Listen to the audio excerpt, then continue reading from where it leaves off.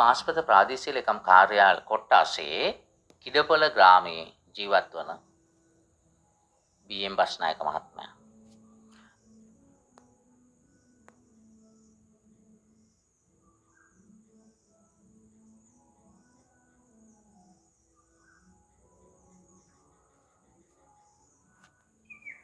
ජීවිතේ අලුත් දිශා සොයා යමින් ආදර්ශවත් චරිතයක් විදිහට ජීවත් වන්නට බස්නායක මහත්මයා කටයුතු කර තිබුණා. තමන්ගේ දයාබර බිරිඳ උපාධිධාරී ගුරුවරියක්. ඇය මීට වසර කීපයකට කලින් ජීවිතයෙන් සමුගත්තා. එතෙන් පටන් හුදකලා වන බස්නායක මහත්මයා ඒ හුදකලාව අකාමකා ගත්තේ ගොවිතැනේ. ඔහු හොඳට ගොවිතැන් කරා. ගහට වැලට සතා සීපාවාට බොහොම ආදරයෙන් ඔහුගේ යුතුයකම කළා. අවසන් සුසුම් පොද මේ පිට හෙළන තාක්කල් ඔහු මේ ජාතිය වෙනුවෙන්, මේ රට වෙනුවෙන්, මේ පරපුර වෙනුවෙන් ඔහු වැඩ කරනවා. බලන්න ඔහුගේ ගෙවත් අපි එක යෝජනාවක් ඔහුට දැම්මා. අපි හදමු ගෙවත්තක් කියලා.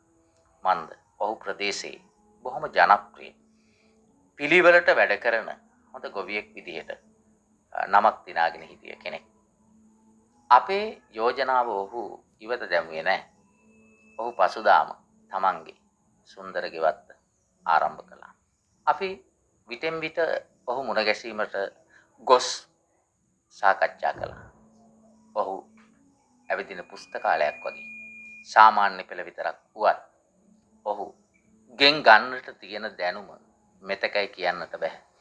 ඒ තරමටම කෘෂිකර්මාන්තය පිළිබඳව, ව්‍යාපාර පිළිබඳව ඔහු තරම් ප්‍රායෝගික දැනුමක් තියෙන කෙනෙකු අපි නොදක්නා තරම් ඒ තරම් ආදර්ශවත් දෙන බස්නායක මහත්මයා අදටත් නිරෝගීව තමන්ගේ මෙම කාර්යාවලිය ජාතිය වෙනුවෙන් කරන කෙනෙක්.